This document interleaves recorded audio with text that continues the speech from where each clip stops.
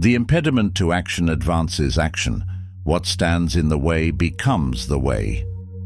There comes a point when stress no longer feels like a passing phase, but a constant element of existence.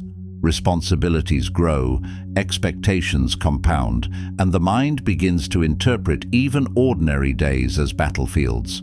Most people search for escape, relief, or distraction. But the Stoic sees something different. They recognize that stress is not a curse. It is the material from which strength is built. The pressure you feel is not proof of weakness. It is the signal that your potential has been engaged. The question is not how to avoid it, but how to master it. In every era, those who rise under strain share one trait: composure. They do not eliminate difficulty, they convert it. They use the friction of life as fuel for precision, the noise of tension as training for focus, the fatigue of duty as evidence of purpose. Stress becomes their instrument, not their enemy. The Stoic approach transforms what overwhelms others into what refines them. It is a way of thinking that reverses fragility into fortitude, reaction into rhythm, and exhaustion into clarity. This is the art of turning stress into success, a discipline that demands awareness, structure, and restraint. In a world where chaos is constant, peace is not found by escape, but by evolution. Each pressure, each challenge, each test is an invitation to rise into greater authority over yourself. The goal is not to feel less, but to function better, to meet tension with precision, and to turn every weight into a step upward. Chapter 1. Reframe pressure as preparation. Pressure is the first truth of life. The moment you wake, responsibility already presses against the edges of your mind. Deadlines, expectations, self-imposed standards, they form the invisible weight that defines adulthood. The Stoic does not deny this weight. They regard it as the forge that hardens character. Stress, when reframed, becomes a signal of relevance, evidence that what you are doing matters. A person who avoids pressure avoids growth. Each demand placed upon the mind is an opportunity to prove order within chaos. The modern world glorifies comfort, yet comfort dulls the edge that keeps perception sharp. When you face pressure with structure, your system learns how to respond rather than react. In this, the Stoic recognizes the first conversion. Pressure becomes preparation. Stress begins as raw energy. The body interprets threat, but the mind assigns meaning. The trained person distinguishes between danger and difficulty. One destroys, the other develops. When the pulse rises and the breath shortens, awareness becomes the difference between panic and power. Stress, seen clearly, is readiness misdirected. To prepare is to direct it toward purpose. Epictetus said, "Circumstances don't make the man, they only reveal him to himself." The feeling of strain shows you where refinement is needed. Every tension in life reflects an unfinished discipline within. Those who train themselves to stay present in discomfort find that pressure sharpens instead of shattering. The untrained resist the sensation. The disciplined organize it. Preparation is not built during peace. It is shaped during intensity. The soldier drills under fatigue to make clarity instinctive. The thinker contemplates under confusion to make reason natural. The worker endures expectation to make efficiency habitual. The Stoic understands that strength does not appear on demand. It is built through deliberate friction. Every difficult moment can serve as rehearsal for composure. When the email arrives with urgency, when the conversation escalates, when failure seems close, each is a controlled exposure to life's weight. Responding calmly under stress is not suppression, it is governance. The mind, trained under fire, becomes the architect of its reactions. To reframe pressure as preparation, you must replace the question, Why is this happening to me? With what skill is this demanding from me? This subtle shift transforms emotion into movement.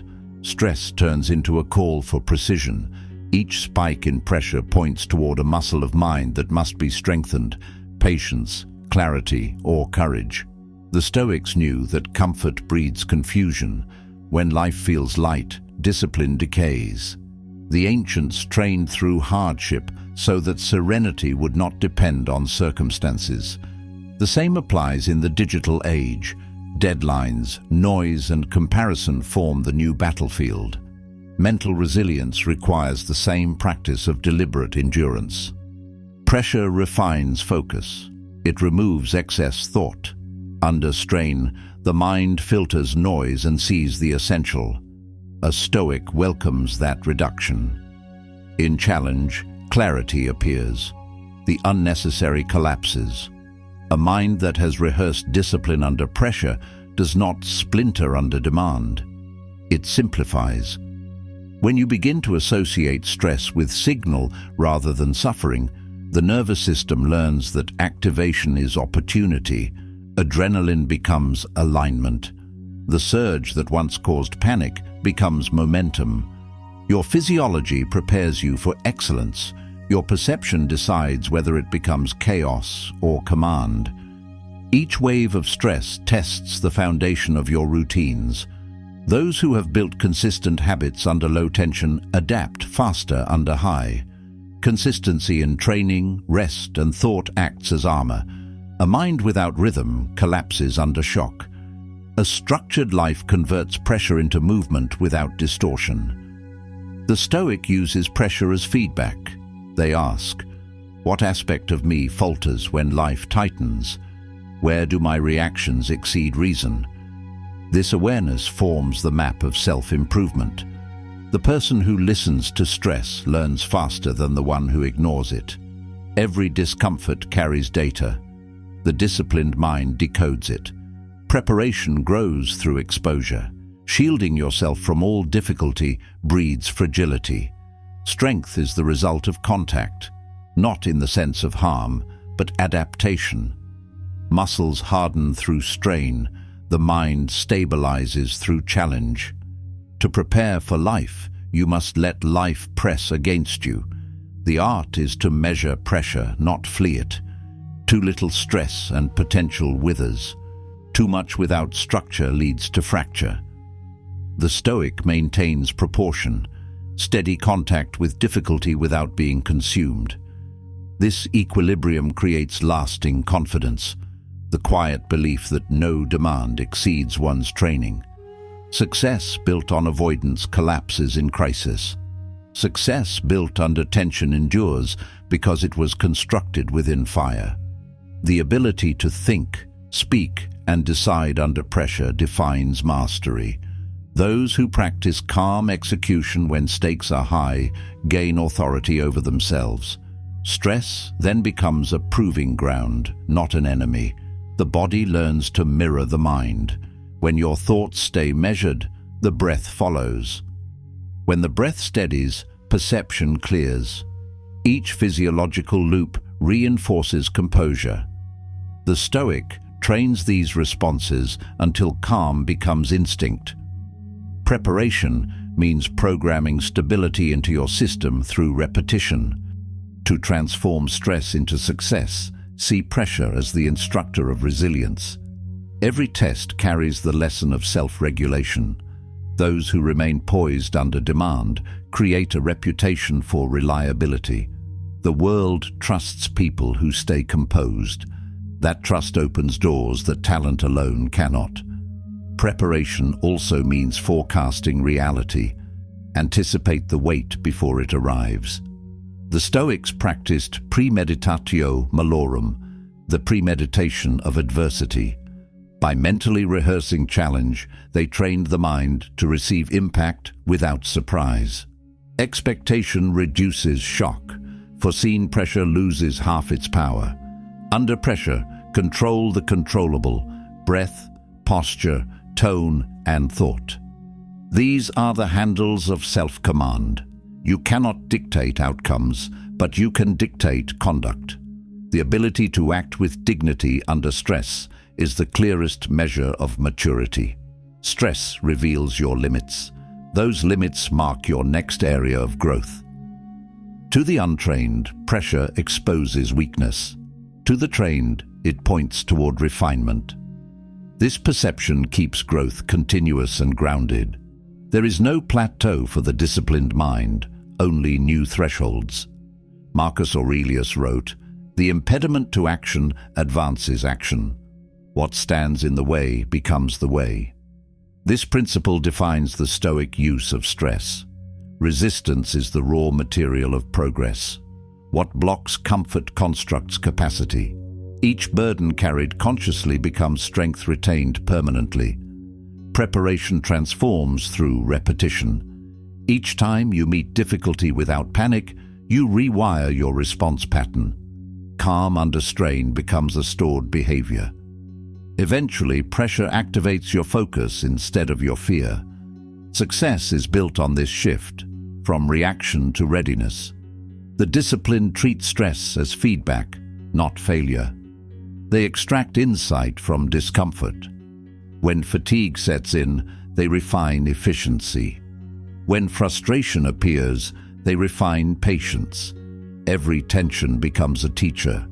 The mind that accepts instruction from adversity evolves without resistance. In practice, reframe every demanding situation into a training session. The heated meeting becomes a test of speech control. The traffic jam becomes a test of patience. The setback becomes a test of perspective. Through this process, daily life itself becomes preparation for higher pressure. Pressure strengthens when purpose is defined. Stress without meaning corrodes. Stress attached to mission crystallizes focus. Define why you endure, and the energy finds direction. The Stoic aligns suffering with service, to self, to craft, to principle. In this alignment, endurance becomes effortless. The modern pursuit of balance misunderstands stress. The goal is not to remove all strain, but to carry it skillfully. Equilibrium is motion held in proportion. When tension is distributed across disciplined habits, it becomes power in motion, a constant sharpening rather than depletion. To live without pressure is to live without preparation. Those who face nothing challenging stay brittle inside. Every meaningful pursuit brings friction. By reframing pressure as preparation, you trade fragility for fortitude. The Stoic does not wish for an easier path, they wish for greater strength. In each moment of stress lies a mirror of your standards. It reflects what you demand of yourself. Those who meet pressure with clarity confirm their readiness. Those who collapse reveal where structure is missing. The honest person uses that feedback to rebuild stronger foundations. Preparation is not a mood, it is a method. The process requires discipline, reflection, and repetition. The more often you face controlled difficulty, the more natural composure becomes. When pressure escalates, instinct replaces effort. Calm becomes default, not performance. The world respects those who remain unshaken. Leaders, creators, and thinkers who endure stress with grace set themselves apart. They act as stabilizers for others. Their presence communicates order. That stability is not gifted. It is trained through friction, patience, and reframed perception. To reframe pressure as preparation, one must eliminate resentment toward discomfort. Acceptance releases energy. Once resistance to strain dissolves, that energy converts to action. Each time you accept reality as it is, you regain control of your direction. The practice continues through life. Every new responsibility introduces new forms of stress. The Stoic sees this as advancement, not burden. Each higher level of responsibility demands deeper calm. Growth expands capacity, and with it, the magnitude of pressure one can carry. Those who equate success with comfort misunderstand both. Success expands proportionally to the weight you can sustain without losing clarity. Pressure is the metric of potential. To endure it with equilibrium is the sign of genuine progress. In every system, physical, mental, or social, stress creates adaptation. Muscles grow after strain. Teams bond under pressure. Minds evolve through challenge. Preparation means using stress consciously, without complaint, to trigger advancement. The Stoic approach teaches that serenity is not found after chaos, but within it. The calmest people are those most familiar with intensity. Exposure to pressure inoculates them against panic. They have rehearsed reality enough times to stand steady when it matters. Stress is not the enemy. Confusion under stress is. Once order is introduced to pressure, it becomes propulsion. Each experience of strain teaches rhythm. Each demand refines method. Eventually, pressure no longer disrupts flow. It enhances it. A prepared mind treats difficulty like a skilled craftsman treats tools, with respect, precision, and familiarity. They know the weight of their materials. They know how to apply force without breaking form. In this, pressure becomes partnership. Stress becomes signal. Preparation becomes instinct. The Stoic path converts suffering into structure. Every trial, every demand, every surge of tension adds to internal architecture. The result is a life lived under full awareness, one where pressure is the sculptor and the self its enduring form. Chapter 2. Separate emotion from evaluation. Emotion is the first wave that rises before reason. It arrives uninvited, shaped by instinct, memory, and perception. The Stoic does not seek to erase emotion, only to place it in proper order. Feelings signal movement in the mind, but judgment gives them meaning. Between sensation and decision lies the narrow space where mastery begins. Every emotion is information. Anger shows where boundaries feel crossed. Fear reveals uncertainty. Anxiety signals overextension of thought into the future. Yet, emotion by itself carries no command. The untrained treat it as law. The disciplined treat it as data. To separate emotion from evaluation is to protect freedom of judgment. Epictetus taught that what disturbs us is not things themselves, but our opinions about them. The moment we experience stress or offense, we confuse the event with our interpretation. This confusion enslaves thought to reaction. The Stoic pauses before labeling. That pause is the difference between compulsion and choice. In a world that moves at relentless speed, emotion often arrives faster than awareness. Notifications, confrontations, deadlines, each triggers chemical responses. The pulse quickens, the breath shallows, the mind narrows. The untrained confuse this physiological surge with truth. The Stoic learns to recognize it as a signal to observe. Observation creates distance. When you name what you feel without judging it, the emotion loses control. Anger becomes heat, fear becomes tension, sadness becomes heaviness. Description replaces distortion. This awareness restores command. The mind that can describe can also direct. The Stoic sees emotion as weather within the mind, transient, changing, but not to be worshipped. Clouds may gather, storms may form, yet the sky remains. Judgment is that sky. It holds all movement without being moved by it. To live by reason is to remember that clarity is permanent, even when mood shifts. The mistake of the modern age is emotional identification. People say, "I am angry," instead of "anger is present." The first statement fuses identity with feeling. The second recognizes a temporary state. Language defines perception. The Stoic chooses words that maintain distance between self and sensation. Every strong emotion contains energy. That energy can destroy or construct. When the mind rushes to evaluate during emotional charge, perception warps. The disciplined person delays interpretation until the surge subsides.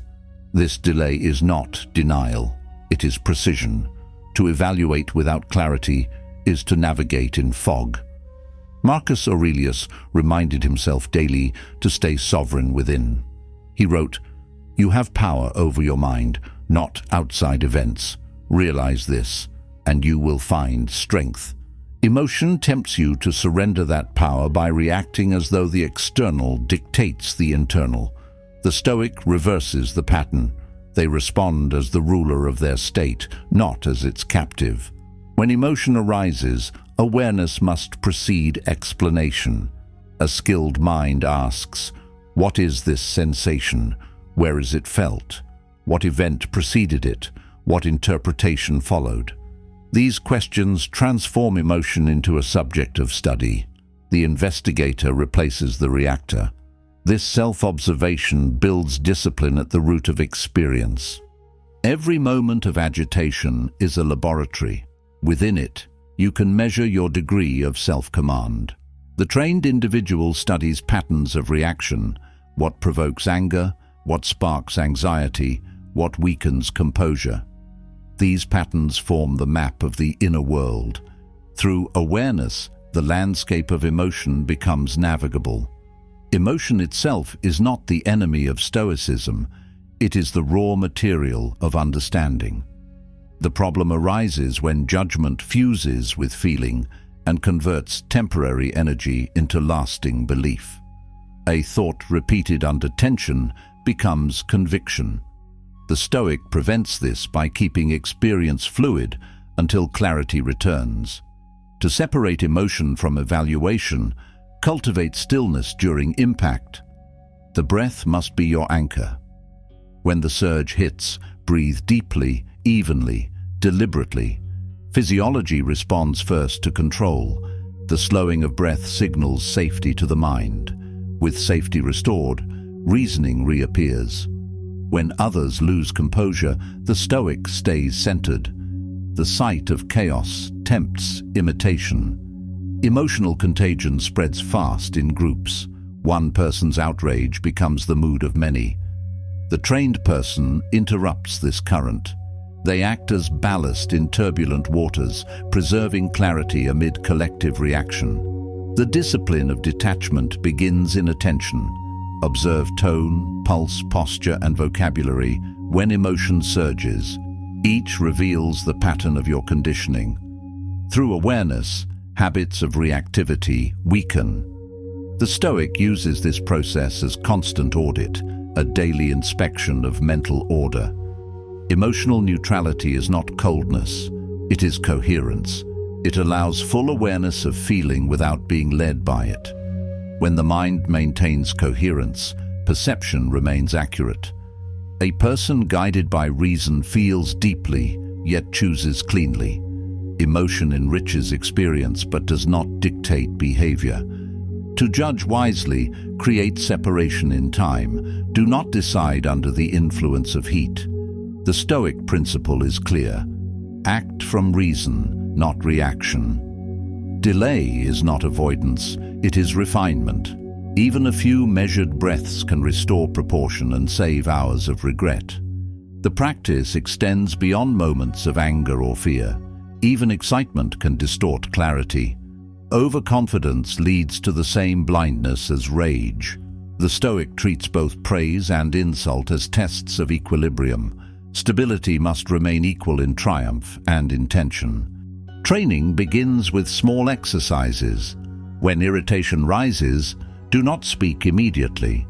When anxiety appears, redirect attention to the concrete task. When sadness lingers, examine the thought sustaining it. Every exercise separates observation from interpretation, teaching the mind to respond through structure rather than impulse. Emotion amplifies what is already within. Stress magnifies habit. If discipline is shallow, pressure reveals disorder. If awareness is deep, pressure refines insight. The Stoic uses emotion as a diagnostic, a reflection of their current state of training. The modern environment demands this skill more than any other time in history. Constant exposure to information floods perception. Outrage is currency. Emotional reaction drives algorithms, not reason. The Stoic must create mental firewalls, practices that separate stimulus from self. Without them, focus dissolves in the noise.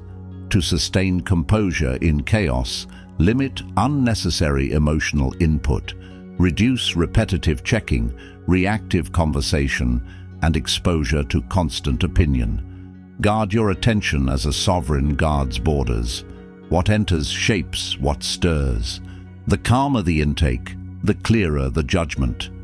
When evaluating any situation, remember, the first feeling is instinct, the second is interpretation, the third is decision. The gap between these stages determines your peace. The wider the gap, the stronger the mind. Reflection widens this space.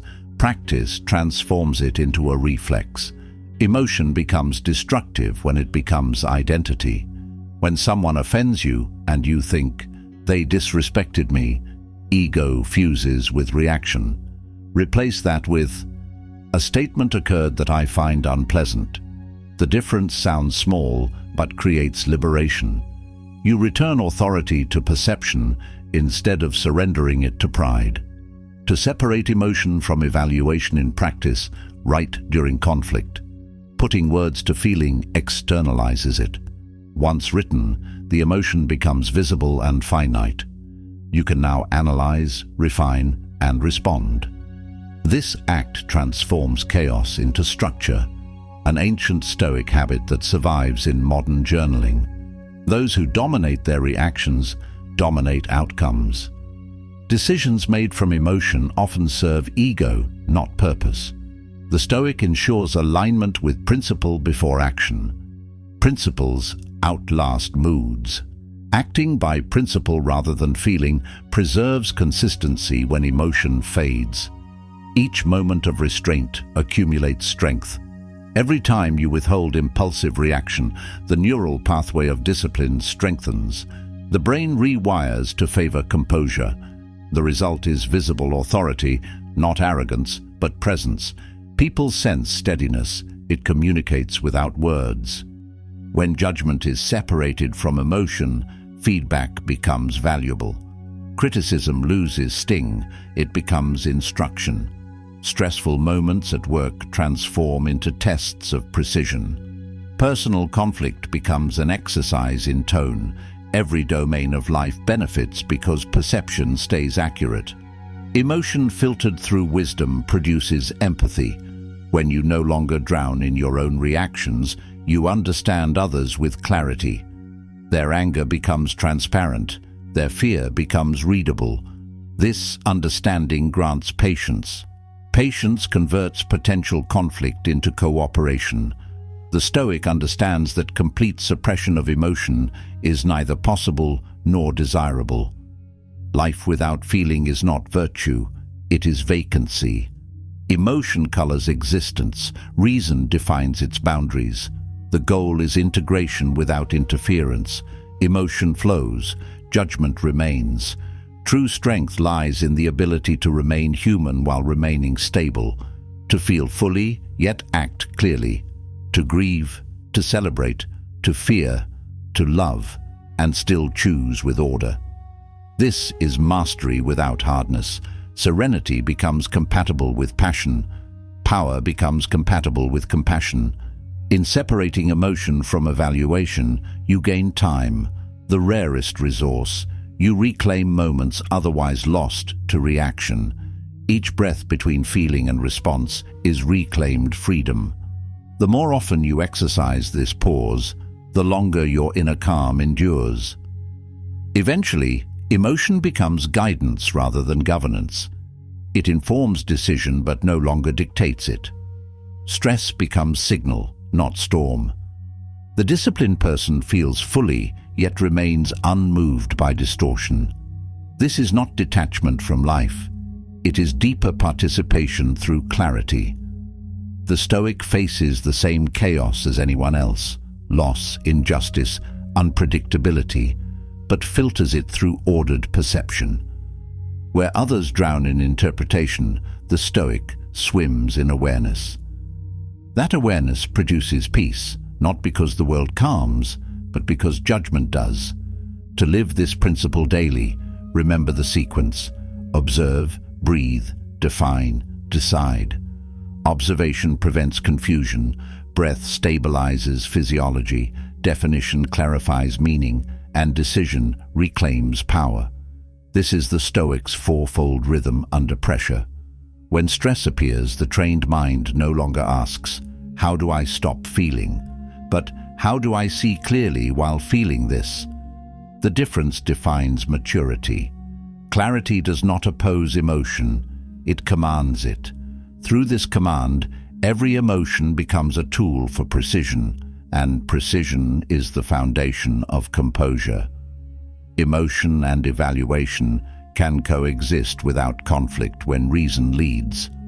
This order transforms inner turbulence into direction. The Stoic's composure is not an absence of emotion, but the presence of disciplined understanding.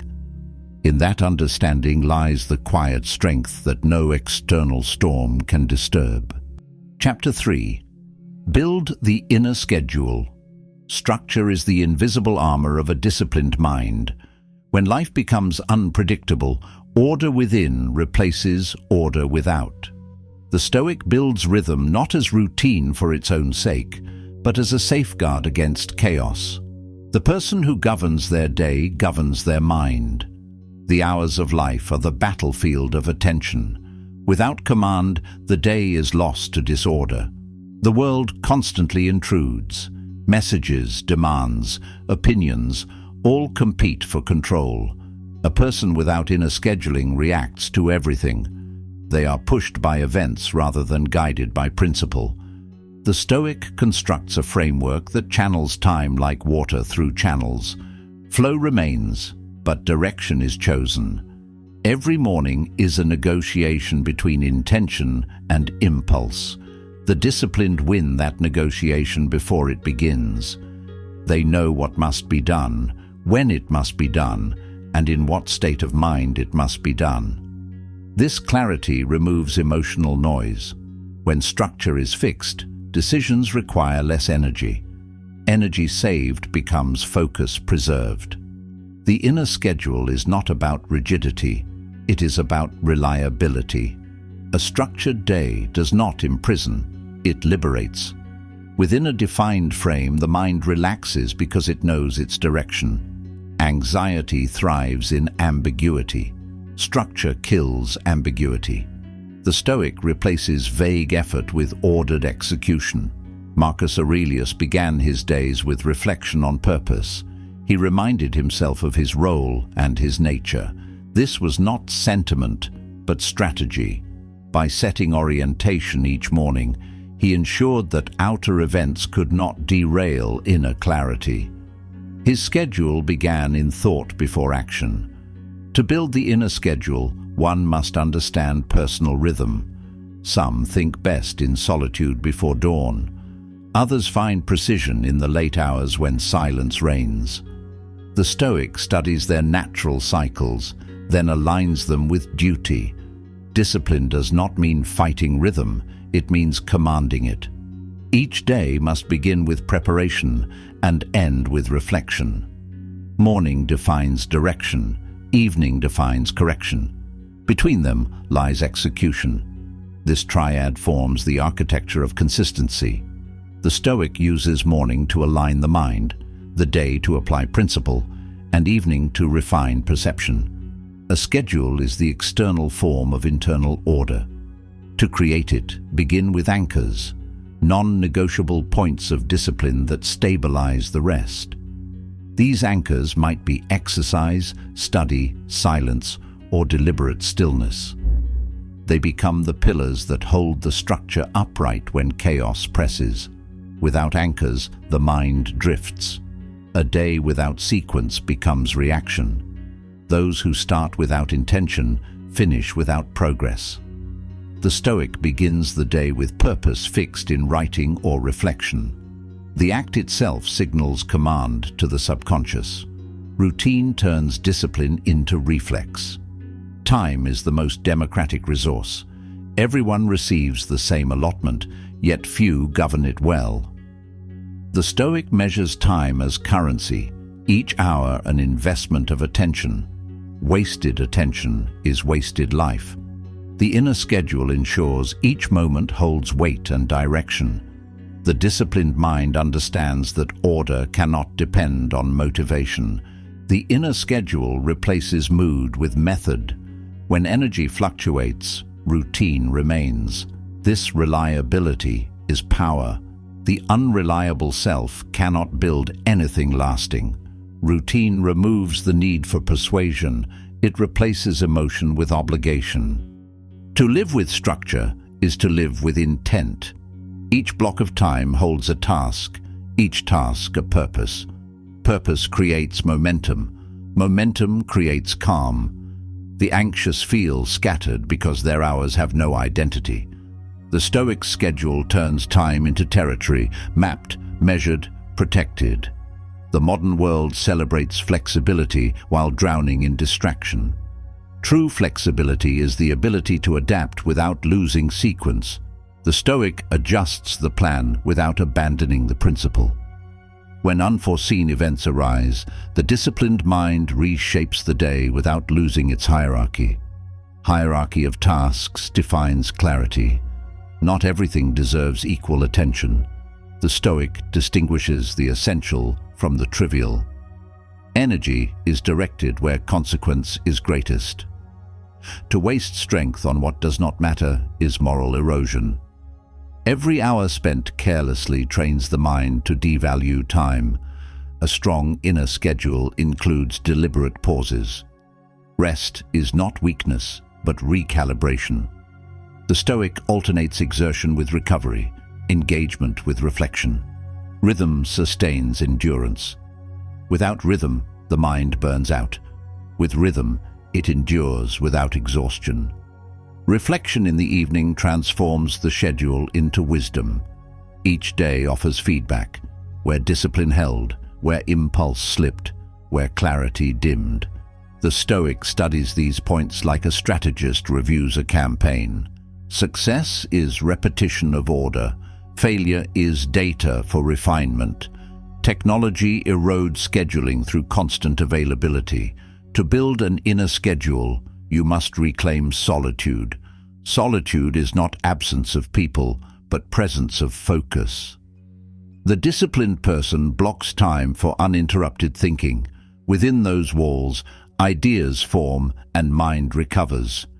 Every task must serve a larger principle. Without purpose, even routine becomes mechanical. The Stoic connects every action to virtue, duty, excellence, contribution, or mastery. This connection fuels perseverance. A schedule anchored in purpose never feels hollow. The inner schedule turns distraction into discipline through boundary. When work begins, it begins completely. When rest begins, it is full. Partial focus poisons both. The Stoic trains full presence. The result is efficiency and calm.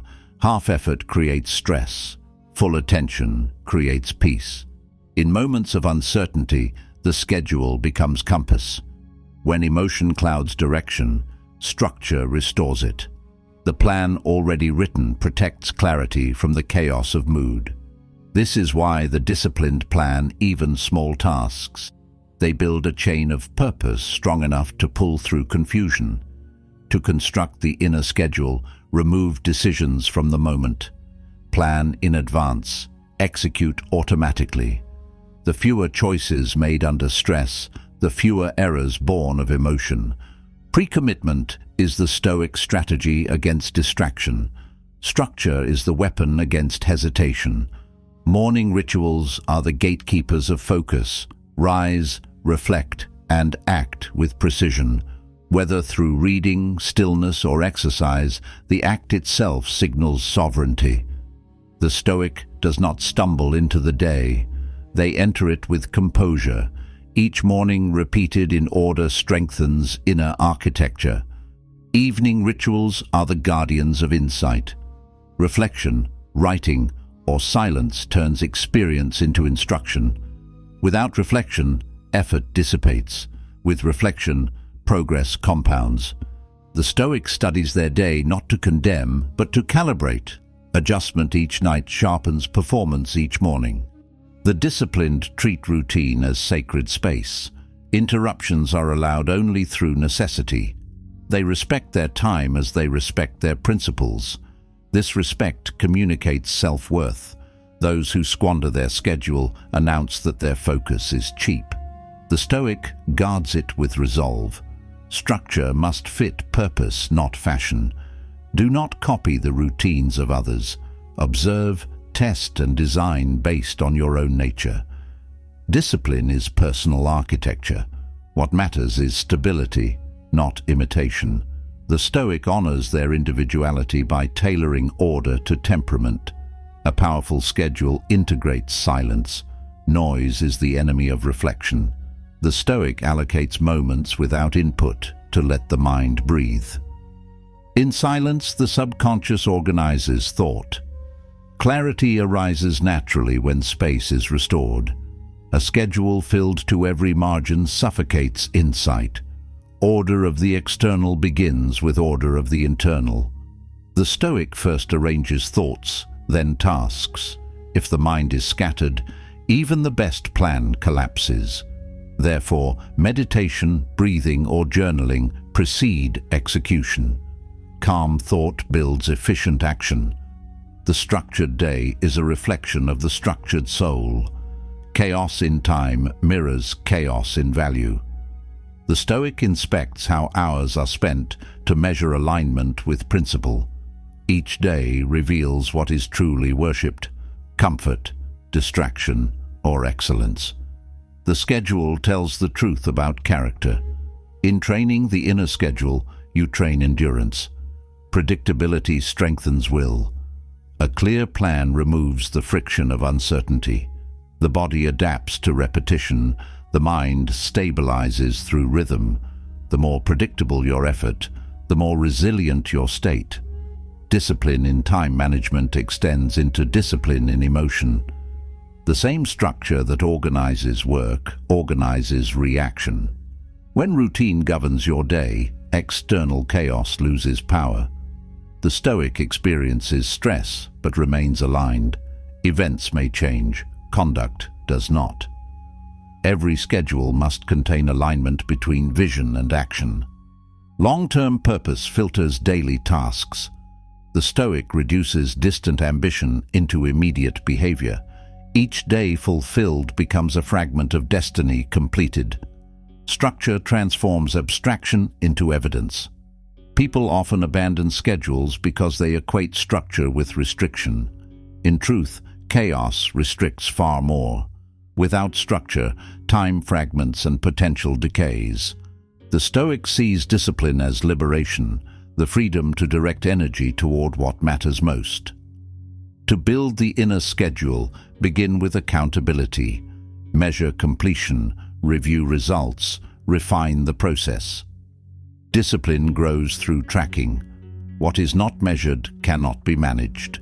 The Stoic applies logic even to time, treating it as a resource to be audited. Rest in a Stoic schedule is not escape, it is preparation. The disciplined rest with purpose. They recharge as soldiers sharpen weapons, readying for tomorrow's campaign. Rest without intention leads to lethargy. Rest with intent renews clarity.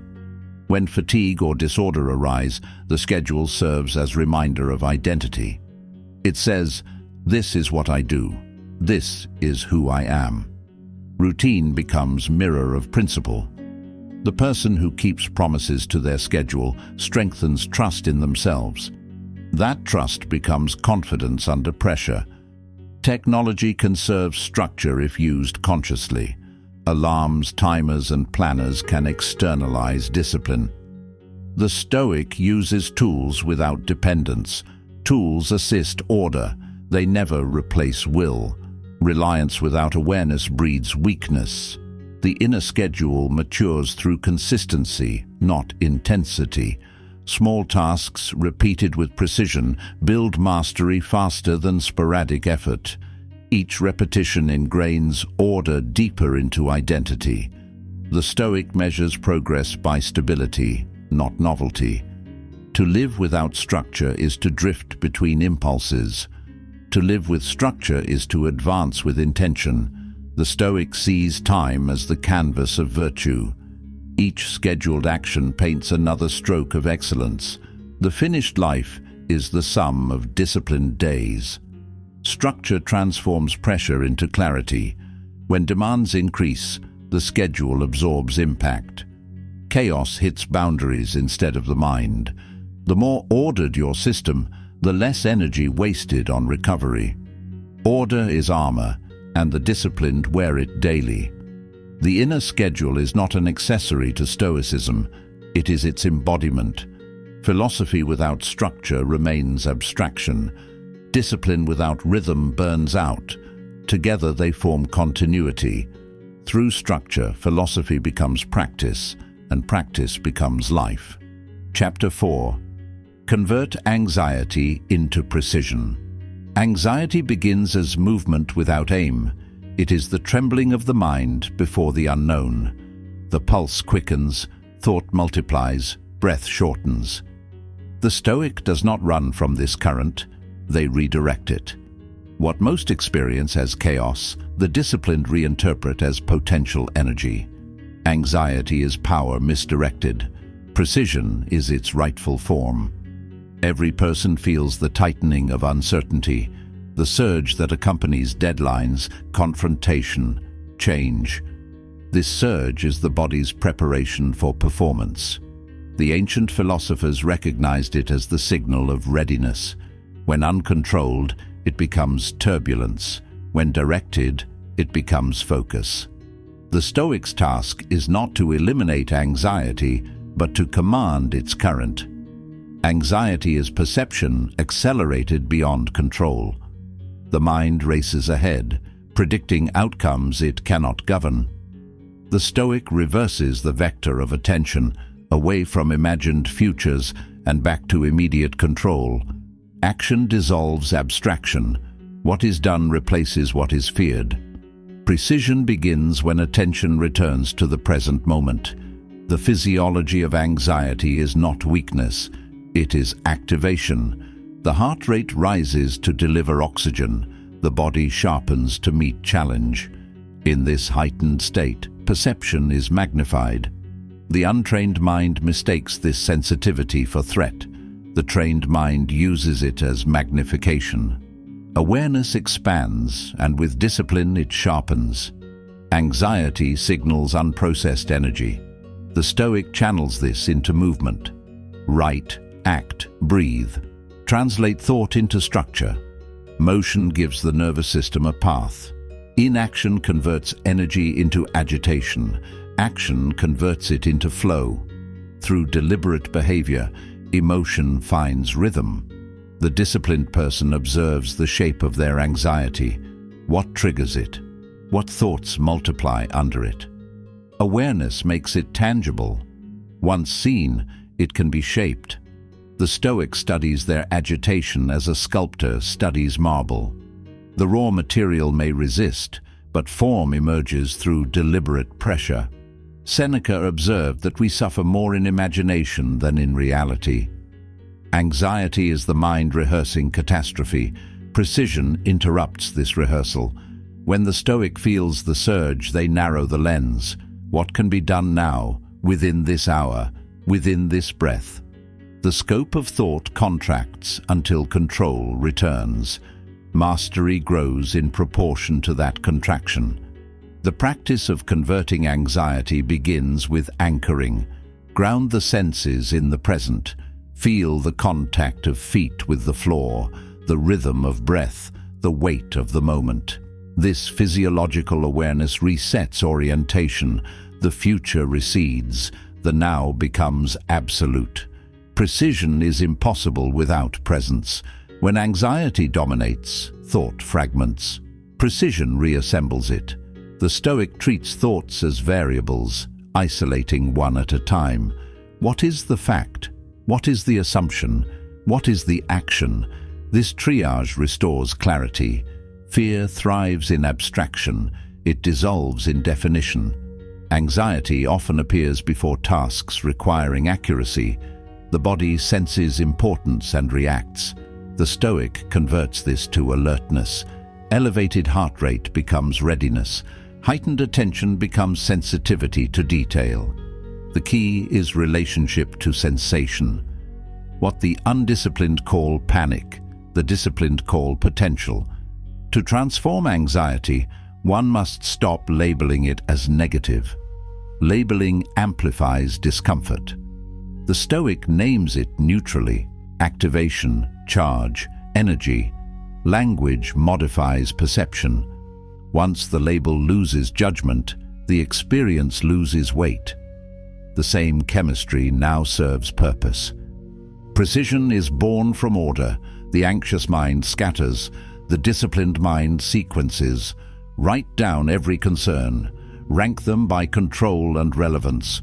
Begin with the first controllable item. Action collapses mental distance. The mind calms when progress is visible. Anxiety grows in vacuum. When plans are undefined, imagination fills the void. The Stoic reduces vagueness through planning. Detail replaces dread. When you define the next 3 steps, uncertainty has no space to multiply. Precision eliminates ambiguity, and ambiguity is anxiety's fuel. The Stoic accepts that anxiety will return. Mastery is not removal, but repetition of command. Each episode rehearses the same principle: return to control, refine perception, channel energy. Over time, this process becomes instinct. The surge that once paralyzed now triggers preparation. Anxiety is also tied to expectation. When outcomes become identity, fear of failure poisons action. The Stoic detaches from result and anchors in process. By focusing on conduct, not consequence, they reclaim agency. Action becomes art, not survival. The mind stabilizes when responsibility replaces obsession. The disciplined use anxiety as a teacher of precision. When nerves spike, they study what detail they overlooked.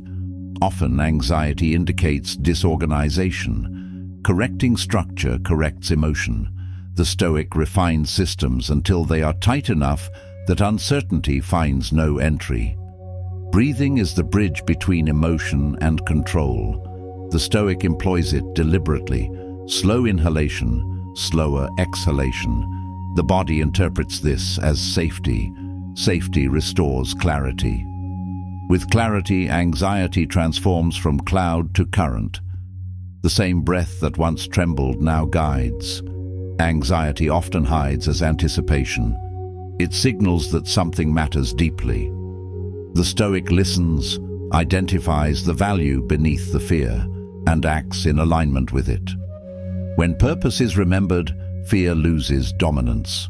Precision of purpose redirects energy from avoidance to advancement. The anxious mind imagines many futures. The Stoic focuses on one: execution. When effort is total, imagination quiets. The mind cannot maintain fear and full presence simultaneously. The Stoic cultivates presence until it consumes projection. Perception defines proportion. To the anxious, every task feels colossal. The Stoic reduces it to scale. Write, divide, delegate, or delay. Break the whole into its components until each feels manageable. Precision thrives in segmentation. Chaos exists only in undefined magnitude. In the discipline of anxiety conversion, repetition is power. The more often one redirects the surge, the shorter the delay between tension and focus. The gap closes until anxiety becomes trigger for excellence. The physiology remains. The interpretation evolves.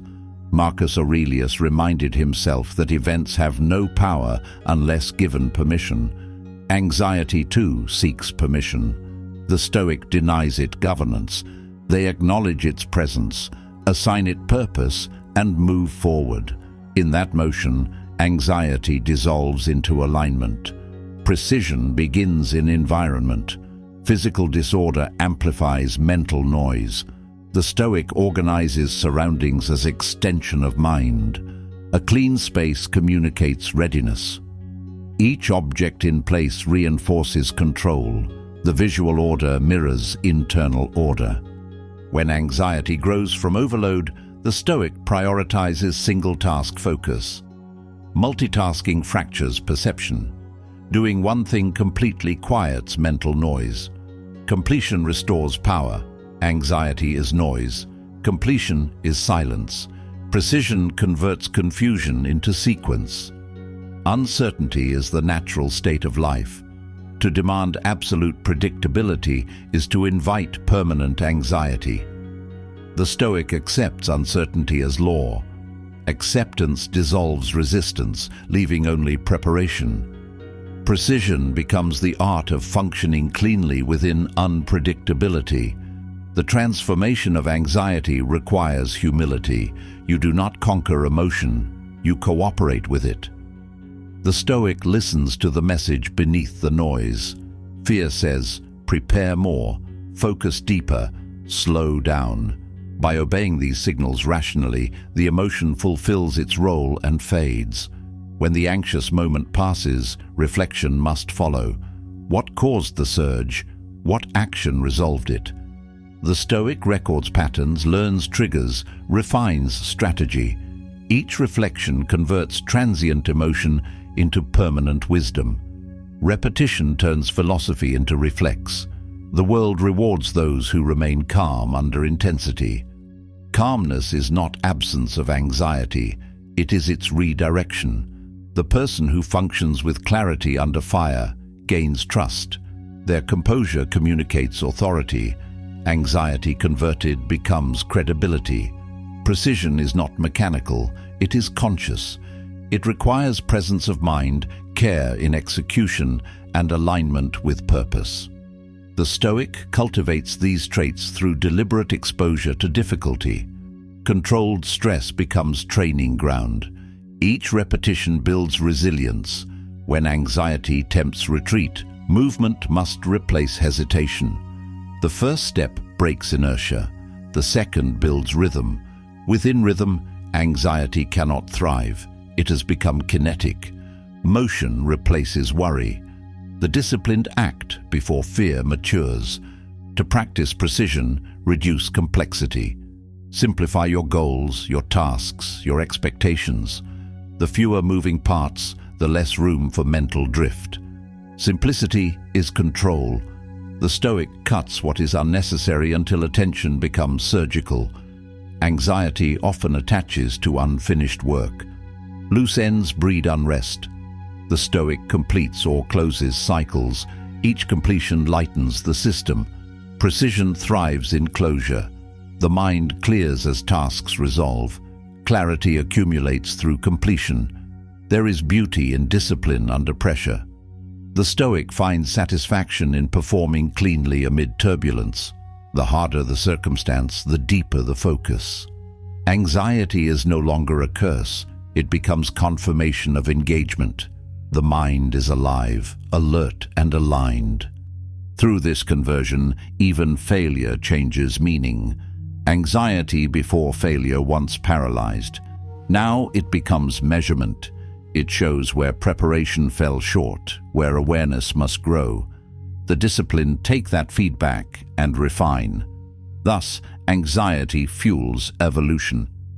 The Stoic recognizes that anxiety and excellence share the same source, sensitivity. The one who feels deeply also perceives deeply. When guided by principle, sensitivity becomes mastery. The Stoic trains to feel without fragmentation, to sense without submission. When control of thought returns, gratitude follows. The same energy that once enslaved now empowers. Each surge reminds the disciplined that they are alive and capable of command. This awareness transforms fear into respect for life's intensity. The process never ends. Each new level of responsibility brings new forms of anxiety. The Stoic welcomes them as indicators of growth. Capacity expands with exposure. To live without anxiety is to live without challenge. To convert it is to grow continually. In the end, anxiety is not to be fought but refined. It sharpens perception, fuels preparation, and tests structure. The Stoic who learns this lives in precision even within pressure. What once felt like turmoil becomes trajectory. The same energy that once fractured focus now forms the foundation of mastery. Chapter 5. Anchor to the present task. The modern mind lives in fragments. Notifications, unfinished work, and constant comparison scatter attention across invisible distances. The Stoic sees this division as the source of most anxiety and inefficiency. Power exists only where focus is fixed. Presence is the gatekeeper of strength. To anchor to the present task is to reclaim the full force of the mind from distraction. Every interruption carries a hidden cost. Each shift of focus fractures the thread of intention. The untrained person calls this multitasking. The disciplined call it dilution. The Stoic knows that divided attention weakens precision. Success demands total immersion in the immediate action, nothing less. Concentration is the weapon of clarity. The Stoics taught that life is lived one impression at a time. What you face now is all that exists. The future is thought. The past is memory. Both are shadows. The present is the only solid ground. When the mind escapes it, confusion multiplies. Anchoring to the task restores alignment with reality. Presence begins with perception. Look at what is in front of you. Name it. Define what must be done. Simplicity replaces noise. When the mind names, the mind commands. The act of deliberate focus collapses the distance between thought and action. What is seen clearly is executed cleanly. An anchored mind performs with grace because it carries no excess weight. Regret and anticipation vanish in the immediacy of duty. Each breath becomes fuel for purpose. The Stoic sees every task as an arena for mastery. No action too small, no effort meaningless. Excellence practiced in the minor prepares the mind for the major. In distraction, the self dissolves. The more attention fragments, the weaker identity becomes. A Stoic anchors to the moment, not just to complete work, but to preserve selfhood. Attention is identity in motion. To lose focus is to lose orientation. Anchoring returns direction to consciousness. Marcus Aurelius wrote, "Concentrate every minute like a Roman, as if it were the last." This was not dramatic advice. It was operational. Full engagement transforms the ordinary into sacred practice. Each movement becomes deliberate, each gesture a declaration of order. When all energy condenses into the moment, time slows, clarity sharpens, and peace emerges. To anchor attention, begin by removing what competes for it. Clear the workspace, silence the devices, reduce noise. Physical order precedes mental order. Every unnecessary object within sight is a silent suggestion of distraction. The Stoic environment reflects the Stoic mind, clean, deliberate, unhurried. The act of focus must become ritual. Begin each task with a breath of arrival. This breath announces to the mind, now begins purpose. The body aligns, posture stabilizes, thought narrows. Ritual anchors intention. The same breath repeated over days trains the nervous system to recognize the signal of concentration. Presence thrives on sequence. Define a beginning and an end for each task. Without boundary, work becomes fog. When you start, start completely. When you finish, release completely. The mind cannot rest without closure. precision requires containment. Anchoring also means acceptance. Resist the urge to wish the task away. When you fight the moment, focus breaks. The Stoic accepts what stands before them fully, not passively but consciously. Acceptance removes friction. Once the mind stops arguing with the task, energy flows toward execution. The wandering mind is addicted to potential. It loves the next thing, the imagined result, the theoretical success. But real transformation occurs only in completion. The Stoic directs attention to doing, not dreaming. Dreams without discipline dissolve, actions with focus endure. An anchored person listens deeply to the details of their work. They hear the subtleties others miss. They see structure where others see monotony. This heightened attention refines perception. Precision becomes natural because awareness is total. The task itself teaches the method. Distraction is the modern poverty. Abundance of information has stolen depth of thought. The Stoic reverses this by returning value to attention. What you give time to defines what you serve. Guarding focus is an act of philosophical resistance against chaos. Anchoring to the present task is not withdrawal from the world. It is the highest form of participation. To give full attention is to give full respect. The worker, the artist, the parent, the leader, each performs nobly when presence saturates action. The Stoic honors every duty through immersion. The mind that anchors learns to detect drift quickly. A lapse of concentration is felt as imbalance. When awareness slips, the Stoic recalibrates instantly through breath or motion. They return without self-judgment. The speed of return defines mastery. Drifting is human. Returning is discipline. Focus and peace are not opposites. They are partners. The more the mind engages the present, the quieter it becomes.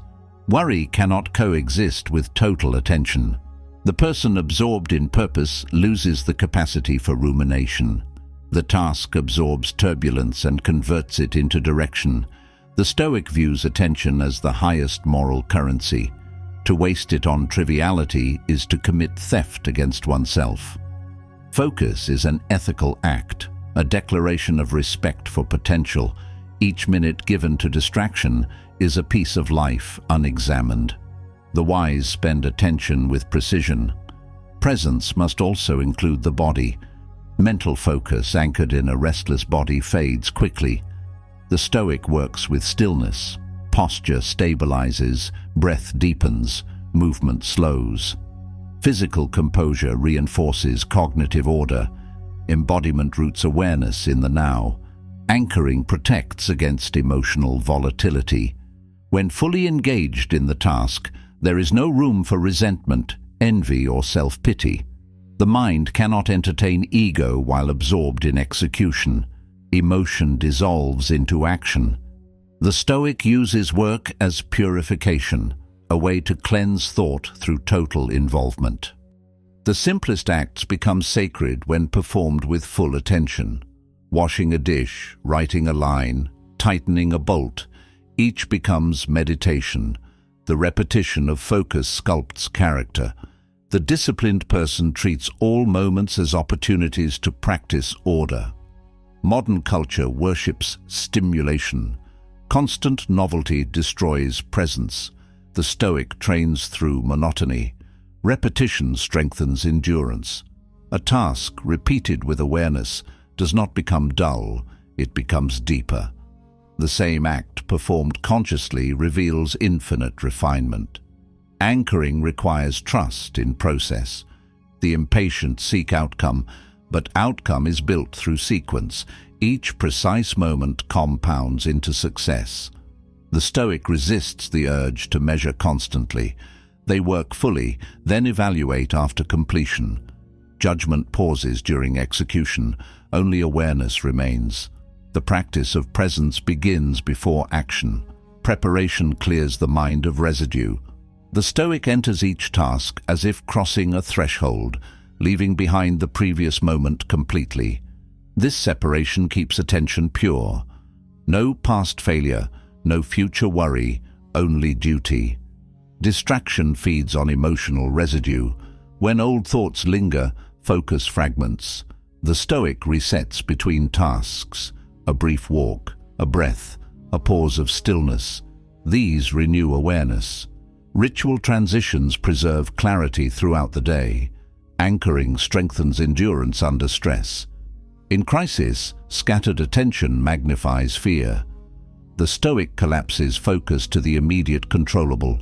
One step, one breath, one decision. Action replaces panic. Presence shrinks the unmanageable into the manageable. When you anchor, time alters. The perception of minutes expands. The mind feels still, though the body moves. This is not mystical, it is mechanical. The nervous system synchronizes under full engagement. The state of flow the moderns describe is the ancient Stoics' composure. Anchoring to the present task also refines communication. Listening becomes active. Words are chosen with weight. Conversations gain gravity because attention is whole. The Stoic presence calms others, creating order beyond themselves. Focus radiates. A disciplined day is built on sequential immersion. Each hour has its focus, each focus its conclusion. When one task ends, another begins with the same precision. Chaos loses entry points. Routine becomes fortress. The Stoics' calm is a function of consistency. Presence requires humility. To be anchored is to accept that you cannot live two moments at once. The proud mind disperses itself trying to control everything. The wise mind masters one point at a time. Greatness is built from 1,000 complete moments. To maintain presence under fatigue, the Stoic simplifies further. Reduce the scope, conserve the energy, protect the clarity. Even when strength fades, focus remains within control. A single deliberate movement is enough to maintain mastery. Anchoring redefines productivity. True progress is not measured by quantity, but by quality of focus. 1 hour of full engagement exceeds a day of distraction. The Stoic values depth over speed, accuracy over abundance. Precision is sustainable, frenzy is decay. Presence deepens reflection. When you live fully in each task, memory sharpens. Lessons from experience stay vivid because they were lived consciously. The Stoic learns faster because they pay full attention. Awareness accelerates wisdom. Anchoring is an act of protection. It guards against the endless appetite of the mind to escape the moment. When awareness slips, remember, the present is sufficient. Duty fills it completely. The Stoic's peace arises from this truth. There is nothing to chase outside the task. Each time you return to the present, you fortify the mind. The habit of presence compounds like interest. What begins as discipline becomes instinct. Eventually, attention no longer wanders. It rests where it belongs. The mind ceases to search for elsewhere. To anchor to the present task is to live as the Stoics intended, fully, rationally, decisively. Every moment, every movement becomes the expression of order. In such a life, stress loses its grip because the mind has no room for distraction. Presence becomes peace. Focus becomes freedom. The task becomes the path. Chapter 6. Embrace voluntary discomfort. The morning air is sharp. The body resists movement. The mind searches for excuses. This is the first frontier of discipline, the moment where comfort pleads for dominance.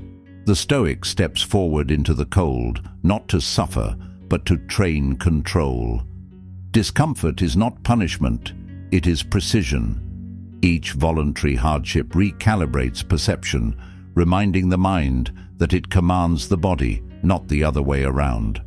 The habit of choosing ease builds weakness. When life removes all friction, character dissolves into softness. Comfort dulls clarity. The Stoic understands that luxury without restraint corrupts spirit. Voluntary discomfort restores equilibrium. It teaches the body humility and the mind hierarchy. You suffer by choice now, so that necessity never owns you. Modern existence hides hardship behind convenience. Climate control, instant gratification, and endless distraction shield the mind from friction. But the absence of struggle breeds fragility. The Stoic practices deliberate resistance, cold exposure, fasting, silence, solitude, as reminders that peace is earned through endurance. Each time you deny yourself the path of least resistance, you reclaim energy lost to indulgence. Every refusal strengthens the signal between intention and execution. Comfort interrupts this connection. Discipline fortifies it. The Stoic trains through denial to preserve clarity under demand. A person familiar with hardship becomes immune to panic. The practice of voluntary discomfort begins small. Rise before the desire to remain in bed. End the shower in cold water. Walk when driving would be easier. Skip luxury that tempts dependency. Each act builds the muscle of resilience. The goal is not suffering, it is sovereignty.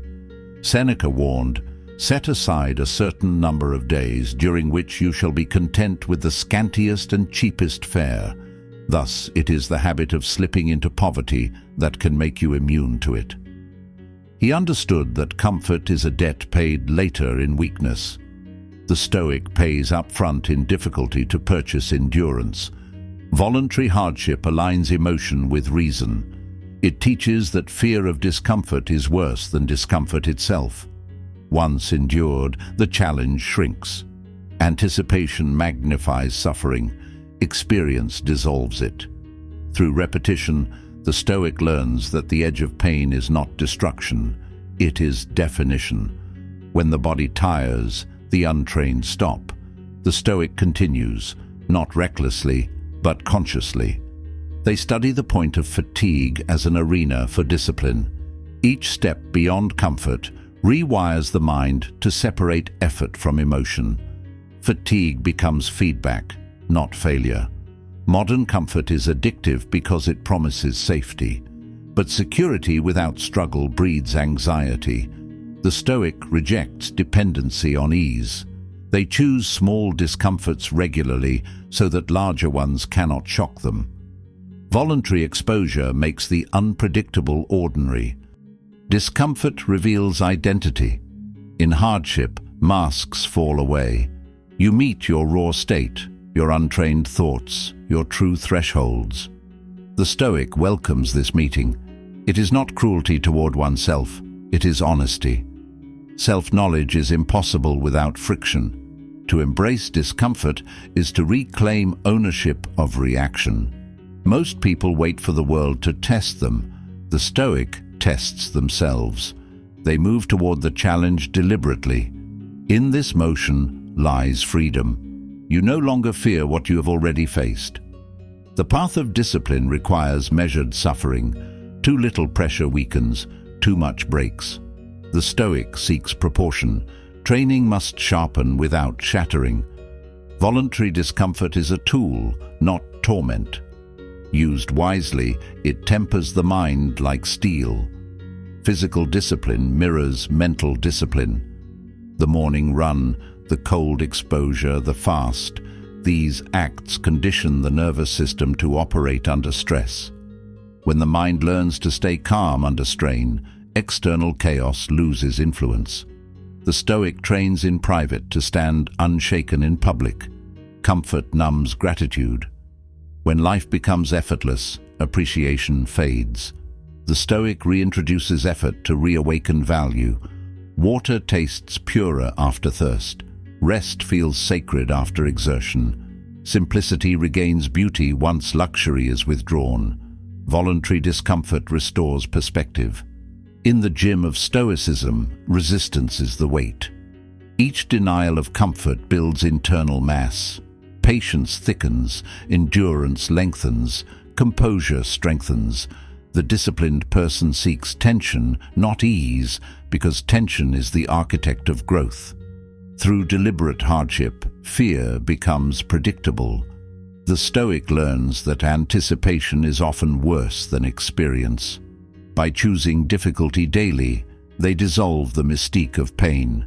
Familiarity converts dread into data. The body learns, the mind commands. Comfort seduces through convenience. It whispers that struggle is unnecessary, that peace means softness. But real peace is built through tested control. The Stoic's serenity is earned, not inherited. It is the quiet of a person who has already wrestled with the storm. Voluntary discomfort is the rehearsal for adversity. Each small trial strengthens the reflex to remain calm when larger trials strike. Those who avoid controlled hardship collapse under uncontrolled chaos. The Stoic inoculates against crisis by meeting difficulty on their own terms. Adversity, when chosen, loses its threat. You cannot be broken by what you have already mastered in practice. The Stoic exposes themselves to difficulty until the unexpected feels familiar. This is not obsession with suffering, it is strategic immunity. To live without discomfort is to live without definition. The smooth stone never sharpens. The soft life never builds strength. The Stoic invites friction to carve identity. Pressure reveals shape. Endurance gives form to purpose. Each voluntary discomfort builds tolerance for uncertainty. Cold, hunger, fatigue. These sensations teach patience and perspective. When you stop fleeing discomfort, you stop fearing life. The Stoic replaces avoidance with acceptance. What is endured consciously cannot enslave unconsciously. Discomfort also clarifies values. When stripped of convenience, only essentials remain. The Stoic examines what endures when pleasure is removed: virtue, discipline, reason. All else proves transient. Hardship filters illusion from truth. Endurance training, fasting, physical exertion, silence. These are not aesthetic practices, they are strategic exercises in control. The Stoic trains under self-imposed stress to remain functional when stress is imposed by circumstance. Control of environment begins with control of self. The comfort-seeking mind fears exposure to limits. The Stoic seeks those limits to expand them. Each encounter with discomfort widens the circle of control. What once overwhelmed now feels manageable. This is true confidence, capacity proven through repetition. Those who embrace discomfort rarely complain. They see difficulty as signal, not injustice. Complaining preserves weakness by validating avoidance. The Stoic meets discomfort with composure, transforming pain into proof of readiness. When you live in ease, the smallest hardship feels catastrophic. When you live in challenge, hardship feels natural. The Stoic shifts baseline expectation. Life will test you regardless. Training ensures you are ready. The untrained pray for calm seas. The Stoic sharpens their ship. Voluntary discomfort also refines gratitude for the simple. When you fast, the first bite of food becomes sacred. When you endure cold, warmth becomes luxury. The Stoic restores wonder to the ordinary through deliberate deprivation. Appreciation deepens through contrast. The mind that regularly meets resistance becomes impossible to dominate. External conditions lose leverage. Power returns inward. The Stoic achieves serenity not through comfort, but through control over response. Hardship becomes an instrument of liberation. Seneca observed that he who is prepared for poverty will never be poor. The Stoic extends this to every form of discomfort. Prepare for loss, and loss loses terror. Prepare for fatigue, and fatigue loses command. Anticipation converts shock into steadiness. Discomfort strips pretense. Under strain, words fade, performance ceases, essence remains. The Stoic welcomes this honesty. It reminds them that virtue is not theory, it is endurance expressed. Philosophy becomes practice when comfort is removed. The modern person searches for meaning while avoiding discomfort, not realizing that meaning grows from the soil of struggle. Without hardship, there is no narrative. Without trial, there is no transformation. The Stoic builds meaning deliberately through chosen difficulty. Embracing discomfort aligns with nature. Life itself is resistance, growth, decay, adaptation. To reject challenge is to reject life's mechanism. The Stoic harmonizes with this law by leaning into friction. Through acceptance, they flow even through pain. When fatigue or pain arrives, the Stoic studies its rhythm. They measure its rise, its plateau, its fade. Observation separates sensation from suffering. Once seen clearly, discomfort becomes data. Mastery begins with naming. Voluntary discomfort trains humility. It reminds the disciplined that strength is temporary, always in need of renewal. Each day demands reproof through effort. The Stoic accepts this with gratitude. The endless refinement of endurance keeps the mind alive. True strength is quiet. It does not boast of hardship. It embodies calm through it. The Stoic does not seek praise for discipline. The reward of endurance is self-respect, a private certainty that no comfort owns you. That knowledge is enough. Discomfort also refines empathy. Having faced hardship willingly, the Stoic understands those forced into it. Compassion becomes disciplined, not sentimental. It respects resilience in others and offers help without condescension. Strength humanized becomes virtue. The essence of voluntary discomfort is control. You choose when, where, and how to suffer. This transforms pain from punishment to purpose. Every repetition of choice deepens freedom. The mind learns that nothing external defines internal state. To embrace voluntary discomfort is to participate in truth. Life will demand endurance. Training ensures you meet it willingly. The Stoic does not hope for ease. They hope for strength equal to reality. Each act of chosen hardship moves them closer to that ideal. The path of comfort ends in stagnation. The path of controlled discomfort ends in growth. The Stoic chooses the second without hesitation. Through friction, clarity; through fatigue, peace; through discomfort, command. Chapter 7. Use reflection as recovery. The storm of effort must end in stillness. After discipline, the Stoic retreats into silence, not as escape, but as evaluation. Reflection is the cooling forge of mastery. Heat builds strength, calm shapes it. Without reflection, action remains incomplete. Energy spent without insight fades into exhaustion. The disciplined understand that recovery is not idleness, it is recalibration. The untrained collapse when motion stops. They measure progress only through movement. But growth requires digestion. The mind, like the body, must absorb the lessons of exertion.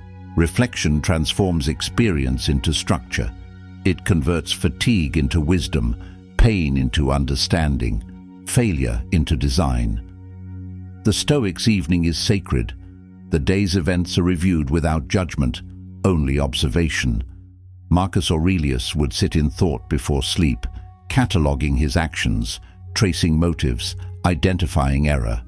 This ritual of reflection is the discipline of refinement. Each night becomes a classroom, every event a teacher. In silence, the mind reveals its patterns. The hurried cannot see them. Stillness exposes what speed conceals: impulse, fear, and habit. Reflection interrupts the unconscious loop of reaction. Through observation, awareness matures. A person who watches their own mind governs it. Fatigue distorts perception. Without recovery, the disciplined drift into mechanical repetition. The Stoic rests not to escape work, but to renew clarity. They understand that reflection restores direction. It prevents the drift into blind endurance. A rested mind returns sharper, anchored again in principle. True recovery is active. It requires honesty and structure. The Stoic sits with the day asking, what did I control? What escaped control? What emotion dictated decision? What habit appeared under pressure? Each question reclaims authority over experience. The day is dissected, not to condemn, but to calibrate. Reflection reveals the unseen cost of stress. While action consumes energy, introspection restores proportion. When one looks inward, tension softens. Anxiety dissolves into comprehension. What once felt heavy becomes organized. Understanding is the body's and mind's purest medicine. The world encourages endless movement. Stillness feels unproductive. But reflection is the highest productivity. It multiplies the return of effort. A day without reflection repeats itself. A day examined becomes instruction. The Stoic lives twice in one lifetime. Once through experience, again through reflection. The disciplined build rituals of review. After exertion they write, walk, or meditate in silence. They allow thoughts to settle like sediment in clear water. Once still, the truth appears. Reflection is not passive. It is the art of recollection under order. The clearer the review, the stronger the tomorrow. To reflect effectively, remove noise. The mind cannot hear itself amid stimulation. The Stoic practices solitude to regain internal dialogue. In the absence of input, thought organizes. Each insight arises from silence. Those who fear solitude never meet themselves fully. Reflection teaches humility. Success often deceives the ego into permanence, but deliberate review reminds the mind of impermanence. It reveals that mastery is maintenance, not arrival. Every victory holds error hidden within it, waiting to be refined. The Stoic seeks those imperfections willingly. In failure, reflection protects against despair. The unexamined failure festers into identity. The examined failure becomes blueprint. The Stoic studies loss with detachment, asking, what principle was forgotten? What preparation was missing? Reflection converts defeat into data. The disciplined rarely repeat mistakes. They dissect them. Reflection also magnifies gratitude. When the day is reviewed, moments of peace stand out sharply. Small kindnesses, acts of patience, quiet triumphs, they regain value through attention. Gratitude balances critique. It reminds the mind that discipline serves joy, not deprivation. Stress contracts the mind. Reflection expands it. After long periods of focus, perspective narrows. Recovery stretches perception back to balance. The Stoic alternates tension and release as nature does, day and night, effort and rest, speaking and silence. Reflection aligns human rhythm with cosmic rhythm. Journaling is the Stoic mirror. Words externalize thought, turning emotion into object. Once on paper, the intangible becomes measurable. Writing reveals what speech conceals, the subtleties of motive and belief. The Stoic writes not to record events but to observe evolution. In reflection, clarity grows from contrast. The mind compares intention to action, principle to practice. Where they align, integrity strengthens. Where they differ, correction begins. This daily reconciliation keeps the soul intact. Consistency builds through honest review. The Stoic does not fear self-confrontation. They invite it. Each reflection is a form of conversation with conscience. The ego softens in this dialogue. Pride dissolves under inspection. Through reflection, humility becomes intelligence, the capacity to learn from oneself continuously. After hardship, reflection prevents hardness. Endurance without review turns discipline into bitterness. The Stoic feels deeply even after suffering, but processes the emotion through thought. Reflection turns raw endurance into elegance, the strength to continue without resentment. The purpose of reflection is not nostalgia, it is reconstruction. Memory is raw material, reason is the architect. The Stoic revisits the day to rebuild it mentally, each improvement imagined becoming preparation for the next encounter. Review completes the circle of discipline. Stillness reveals truth about fatigue. Often what feels like exhaustion is confusion.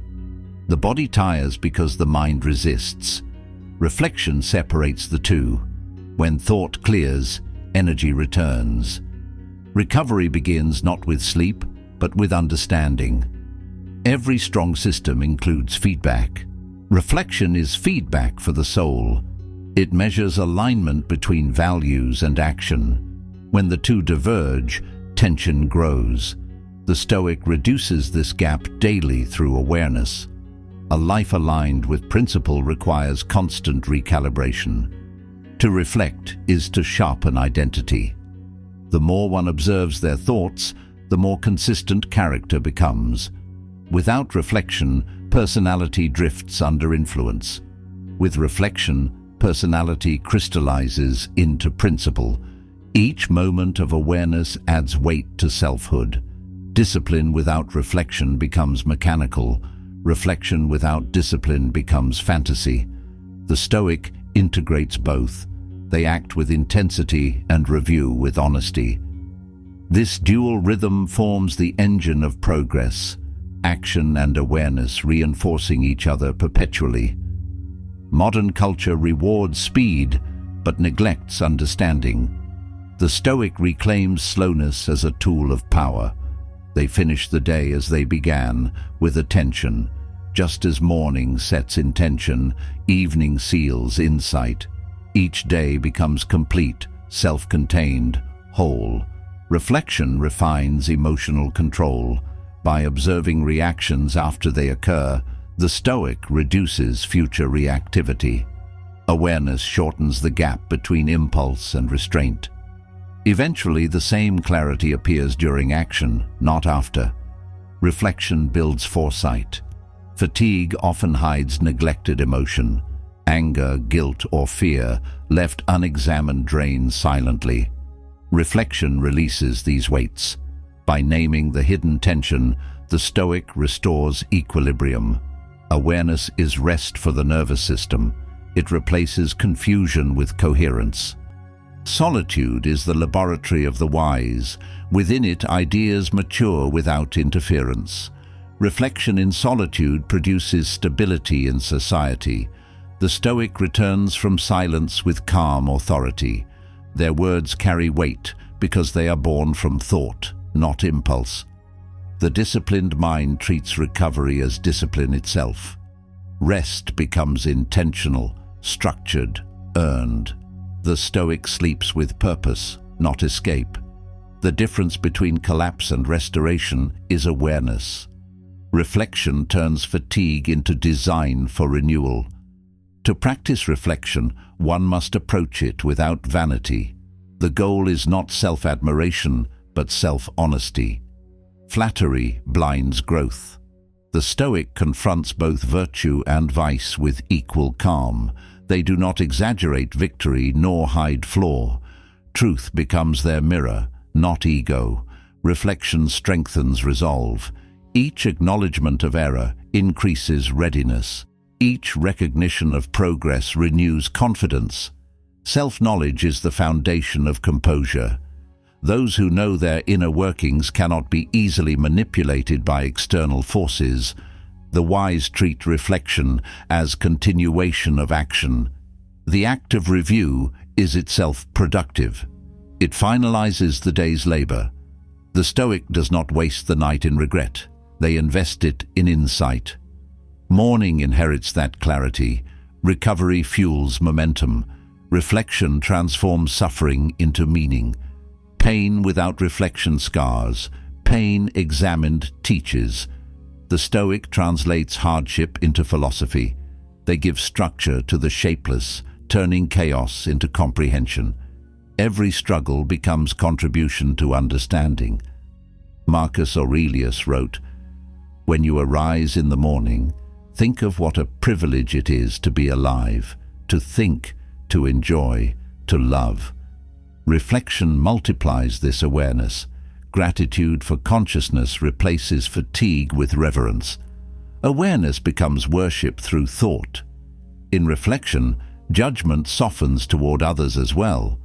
The Stoic, seeing their own imperfections clearly, gains patience for human weakness. Compassion arises not from indulgence, but from recognition. Understanding of self breeds understanding of all.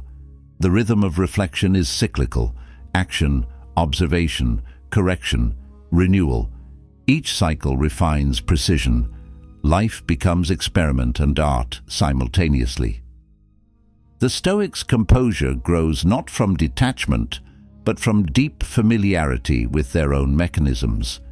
When you reflect deeply, you notice that most stress originates not from events, but from misalignment with principle. The moment you restore alignment, tension evaporates. Reflection, therefore, is not retreat, it is repair. It is the daily act of returning to center. The purpose of recovery is to prepare for higher pressure. Reflection increases capacity. Each insight prevents future waste. The Stoic grows stronger through understanding, not merely through endurance. The mind that learns from each day accumulates quiet power. When the body rests and the mind reviews, life becomes unified. No wasted days, no blind repetitions. Each experience, whether painful or pleasant, adds to the architecture of character. Reflection is how the Stoic ensures that nothing is lost. At the end of every day, the disciplined find peace, not because the world quieted, but because they did. Through reflection, the noise of existence turns into pattern. The Stoic sees continuity in chaos, purpose in fatigue, meaning in struggle. Recovery, then, is not the end of effort. It is the elevation of it. Chapter 8. Detach outcome. Master process. The pursuit begins with tension. The mind fixates on the finish, the measurement, the recognition. Each step becomes heavy under the weight of expectation.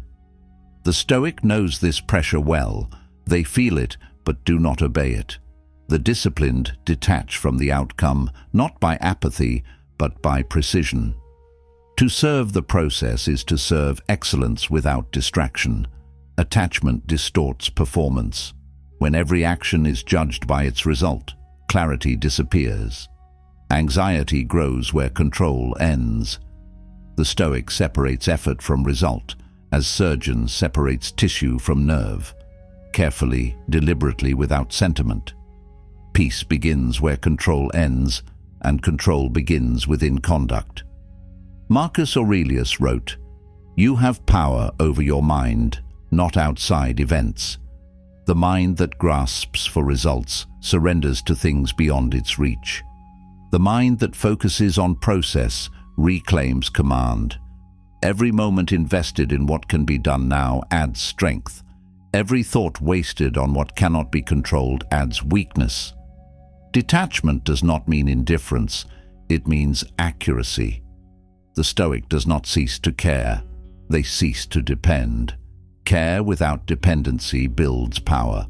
When action becomes its own reward, performance becomes pure.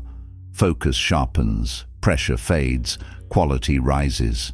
The outcome is illusion until it arrives. The only tangible truth is the work. The Stoic lives by this clarity. They labor completely in the present act, knowing that results are only reflections of cumulative precision. The wise do not chase reflections, they perfect the source. Every process demands surrender to rhythm. Progress is never linear. The Stoic understands that growth follows nature, cycles of expansion, stagnation, renewal. Those who cling to constant progress collapse at the first plateau. Detachment grants patience. The process continues, unbroken, regardless of tempo. Attachment is fueled by comparison. The mind obsessed with outcome measures itself against others. The Stoic measures only against their previous state. Yesterday's discipline defines today's benchmark. The external race is illusion. The internal refinement is infinite. Anxiety lives where attention wanders. The Stoic recalls attention to the immediate task. They cultivate the skill of doing one thing entirely. In this full immersion, time dissolves. Process becomes meditation. The hands move, the mind aligns, the world narrows to the field of action. Results tempt ego. Praise or criticism both distort the disciplined. The Stoic receives them evenly. They know that reaction to success can be as dangerous as reaction to failure. Attachment to praise enslaves as surely as fear of loss. Balance is the mark of mastery. To master process, one must first build ritual. Ritual converts effort into stability. The Stoic repeats essential acts until they form a rhythm stronger than mood. When motivation fails, ritual sustains. When outcome wavers, ritual endures. Discipline becomes self-sustaining structure. Process is the antidote to doubt. When uncertainty grows, the Stoic returns to the next step. This single-point focus cuts through confusion. Action replaces speculation. Clarity lives in execution, not expectation. By controlling what is immediate, the mind escapes what is imagined. Attachment disguises itself as ambition. The driven often claim that their obsession with results is passion. The Stoic sees the truth. It is dependence. True ambition serves excellence, not outcome. The process is where skill evolves. The goal is where ego hides. The disciplined work cleanly, free from the noise of reward. They know that each stroke of labor contributes to unseen accumulation. Mastery is built in silence, not applause. The Stoic satisfaction comes from execution done well, not approval given late. To detach from outcome is not to reject success, but to remove desperation. Success achieved with anxiety poisons its own reward. The Stoic arrives at goals with calm because they never left composure behind to reach them. Achievement means nothing if peace is lost in pursuit. The craftsman understands this truth instinctively. Each cut, each line, each repetition is an act of attention. The quality of the final product emerges naturally from the precision of each movement. The Stoic treats life as craft, every decision a stroke of deliberate care. Process demands faith, not faith in destiny, but in discipline. The Stoic trusts that right action compounds, even when unseen. Patience becomes proof of character. The hurried mind doubts progress. The trained mind knows that growth is not visible until it is undeniable. Detachment protects integrity. The person obsessed with results will compromise principle for advantage. The Stoic refuses this trade. Process holds virtue. Outcome holds vanity. By anchoring to conduct, they safeguard both peace and honor. When failure comes, detachment preserves stability. The Stoic analyzes error with composure. They separate controllable cause from uncontrollable condition. What is within power is adjusted. What is not is accepted. Emotion remains secondary to evaluation. Each process contains its own philosophy. It demands order, patience, correction, and perseverance. The Stoic finds joy in these repetitions. The act itself refines spirit. By mastering the task, they master themselves. Outcome becomes secondary to evolution. When the mind releases fixation, energy returns to motion. Attachment exhausts by fragmentation. Process energizes through alignment.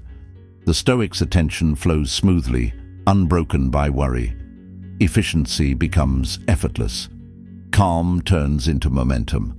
Progress is not guaranteed to those who chase it. It belongs to those who practice consistently. The Stoics' progress may appear invisible to others, but is felt internally as composure. Peace under pressure is the clearest sign of advancement.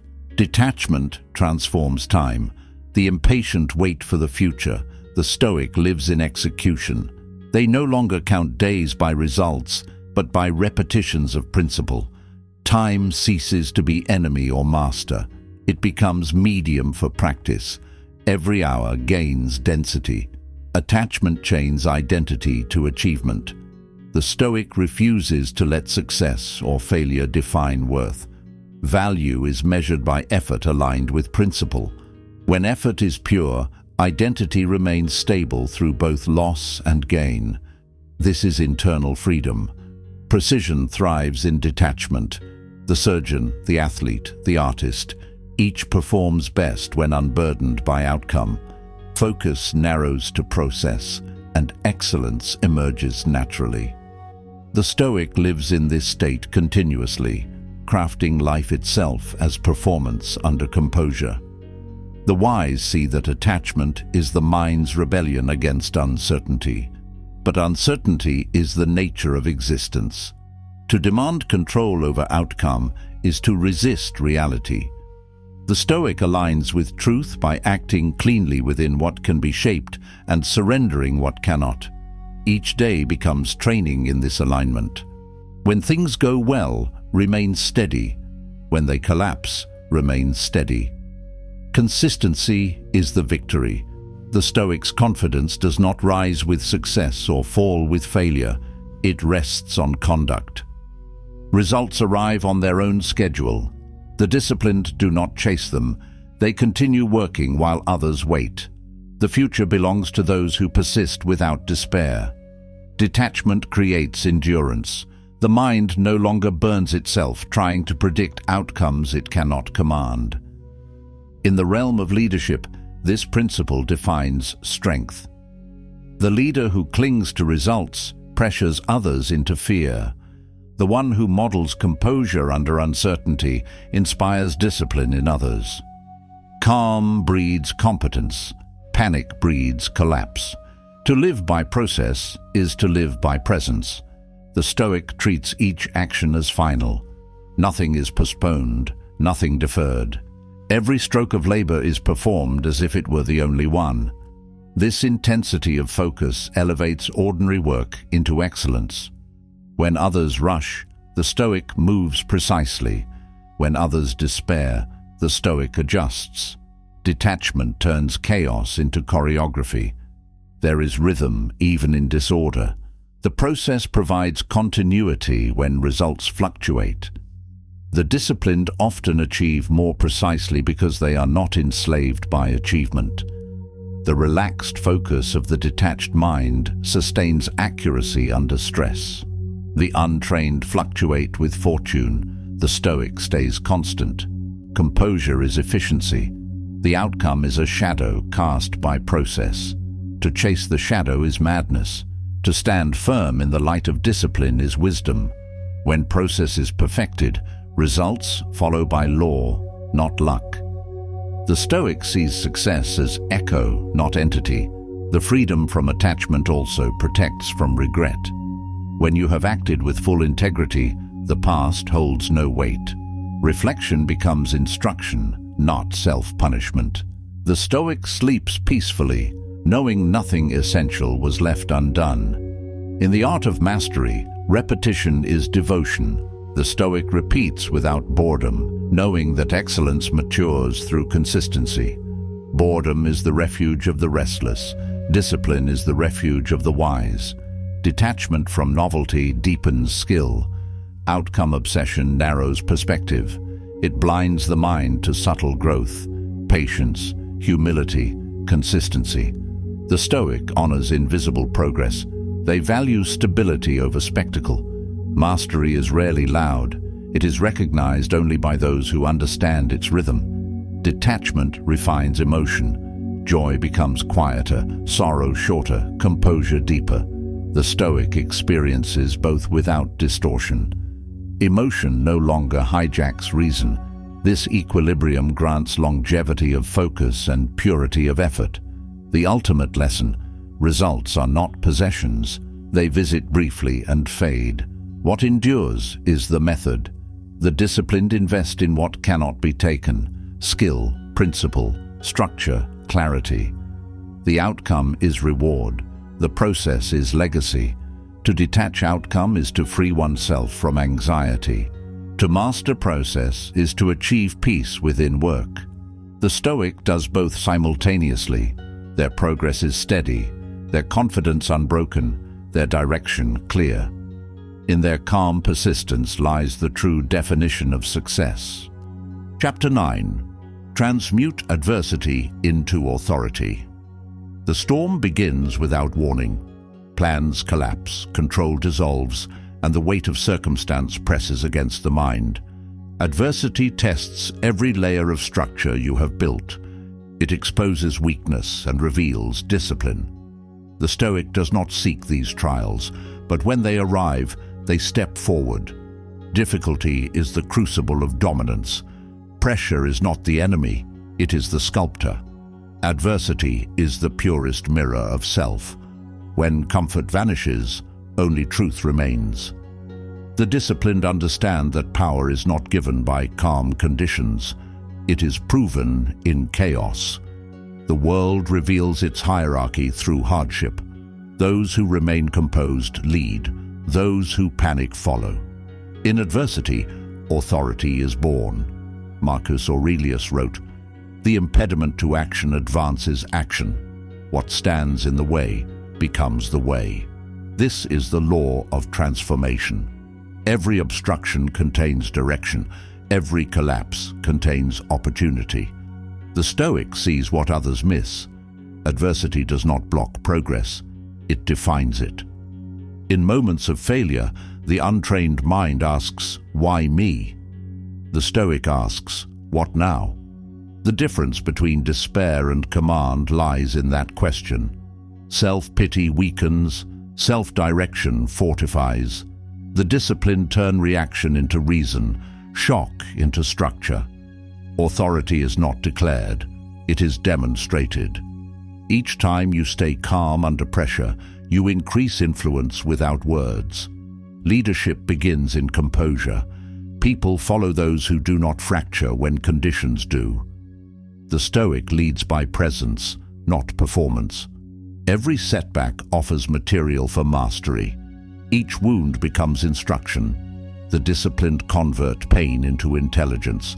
They treat adversity as curriculum, difficult, demanding, but transformative. What feels like destruction often hides design. Adversity teaches the mind to separate what is essential from what is excess. When difficulty strips luxury, what remains is truth. The Stoic rebuilds from that foundation, lean and unbreakable. Each crisis becomes an audit of values. Only what withstands remains. Power comes from endurance, refined through awareness. To simply suffer is not strength. To understand suffering is. The Stoic observes pain without dramatization. They study its rhythm, learn its source, and direct its energy. Through this process, pain becomes precision. Authority grows in silence after struggle. Those who endure hardship with dignity develop a quiet power. They do not speak of what they survived. Their composure speaks for them. The Stoic knows that true respect is not demanded. It is sensed through presence. When the world resists, most people fight against the resistance itself. The Stoic aligns with it. They use opposition as leverage. Every obstacle becomes training weight. Every burden strengthens structure. Adversity ceases to be misfortune. It becomes instruction in disguise. Calm under chaos is command. The Stoic practices stillness not to appear detached, but to maintain clarity. Emotion clouds evaluation. Stillness restores it. Authority emerges from clear judgment when others are blinded by panic. Adversity humbles ego. It dismantles illusion. Every false sense of control is exposed. This humility is purification. The Stoic welcomes it, for humility stabilizes power. Arrogance collapses under strain. Humility adapts and rebuilds. Each hardship becomes a test of principle. It asks, will you act according to your values even when it costs you comfort? The Stoic answers yes repeatedly until virtue becomes reflex. Authority rooted in virtue is immovable. Adversity transforms time. When pain stretches minutes into hours, reflection expands. You see what comfort concealed, the structure of thought, the fragility of desire, the strength of patience. The Stoic uses these long hours as study. They emerge not only recovered but redefined. Crisis reveals training. In hardship, the body and mind perform only what they have rehearsed. The Stoic prepares daily so that when adversity arrives, response replaces panic. Authority is preparation proven in pressure. Suffering handled correctly becomes credibility. People trust those who have been tested. They sense depth that cannot be faked. The Stoic gains influence because endurance refines integrity. The one who survives difficulty gracefully becomes a pillar for others. To transmute adversity, perception must lead. The undisciplined see punishment. The Stoic sees process. Pain becomes feedback. Loss becomes clarity. When perspective changes, reality follows. Authority begins where perception matures. The disciplined understand that adversity and advancement are twins. Every great leap forward demands friction. The Stoic accepts this law and trains to remain balanced through impact. Control during collapse is the mark of strength. Adversity is not distributed evenly, but response always is. Every human holds the power to choose posture. The Stoic stands tall regardless of storm intensity. Their stance teaches others more than any speech. Authority flows from posture before it flows from position. The moment of defeat can become the beginning of dominion. When everything external is lost, what remains is inner sovereignty. The Stoic uses collapse to rebuild control where it cannot be taken, within thought, principle, and response. Pain has hierarchy. Physical pain tests endurance. Emotional pain tests perspective.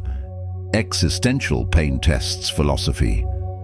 The Stoic passes through all three with observation. They feel fully, but they interpret cleanly. Understanding converts agony into awareness. The greatest advantage of adversity is that it clarifies purpose. Comfort distracts with abundance. Struggle narrows the vision to essentials. Under pressure, the Stoic remembers why they act. Mission sharpens, noise fades. What remains is pure direction. The disciplined embrace hardship voluntarily before it arrives involuntarily. They expose themselves to controlled adversity to strengthen adaptability. When real crisis strikes, familiarity replaces fear. Authority thrives in those who prepare through choice. In leadership, adversity filters pretense. Titles vanish, reputations blur, only conduct remains. The Stoic leads from steadiness. Their calm becomes the structure others borrow when they cannot find their own. This is authority, the quiet transfer of stability. When facing loss, the Stoic applies detachment without denial. They acknowledge emotion, but do not identify with it. Sorrow may visit, but it does not occupy. This emotional governance transforms vulnerability into gravity. Those who can feel deeply yet remain composed command naturally. Adversity refines speech. The person who has endured does not waste words. They speak with weight because every statement is measured against experience. The Stoic's authority deepens not through volume, but through authenticity. Listeners sense the truth forged in struggle. Every failure carries an embedded lesson proportional to the pain it causes. The greater the impact, the more profound the insight if observed correctly. The Stoic does not flee from failure, they mine it. Each scar becomes scripture of survival. The process of transmutation begins with acceptance. Resistance amplifies pain, acceptance directs it. The Stoic does not romanticize suffering, they harness it. Adversity is energy, and energy obeys direction. Channel it through discipline, and it builds. Ignore it, and it breaks. Authority formed in ease is brittle. Authority forged in adversity is permanent. The Stoics' confidence stems not from winning, but from enduring. They do not need to prove strength, they have already lived it. When external chaos strikes, the untrained lose proportion. The Stoic restores it. They step back mentally, measure the moment, and decide from reason. This capacity to slow time through calm is power. Authority begins with the ability to think when others react. Adversity invites either regression or evolution. The choice is constant. The Stoic evolves. They absorb impact and emerge recalibrated. Their mind becomes denser, their principle clearer. Each trial hardens understanding and expands empathy simultaneously. Authority born of adversity carries moral gravity. It does not dominate, it stabilizes. People follow not out of fear, but out of trust. They recognize in the Stoic a presence that cannot be shaken. This unspoken influence is the highest form of power. The disciplined learn that adversity repeats until its lesson is learned. Each recurrence refines reaction. What once triggered chaos now triggers calm. Mastery is not avoiding storms, but knowing their rhythm. The Stoic studies pattern and predicts peace. The conversion of pain to power depends on reflection and response. Reflection extracts knowledge. Response applies it. Together, they convert suffering into structure. Authority arises when lessons become living principles. Through adversity, the Stoic achieves intimacy with reality. Illusions burn away under pressure. What remains is simplicity, the bare truth of existence. You control conduct, not circumstance. Freedom is built on that foundation. When recovery follows hardship, gratitude deepens. The Stoic values calm more after chaos. They carry a quiet appreciation that softens pride and strengthens purpose. Gratitude after survival becomes wisdom. Adversity equalizes the world. Everyone faces it, but few master it. The Stoic does not beg for exemption. They aim for excellence within it. The storm that breaks others becomes their proving ground. The discipline to endure builds credibility that cannot be bought. The person who has stood in pain and remained composed holds an aura that words cannot replicate. This is the Stoic's silent command, earned, not announced. In the end, adversity does not change the disciplined, it reveals them. What is practiced in calm surfaces in chaos? The Stoic meets turmoil as an old acquaintance, familiar, expected, understood. Through this relationship they transcend it. Adversity is inevitable, mastery is optional. Those who transform struggle into strength, gain authority that cannot be taken. The Stoic lives by this conversion. Every hardship becomes material for elevation. Through friction they form permanence. Through adversity they become unshakable.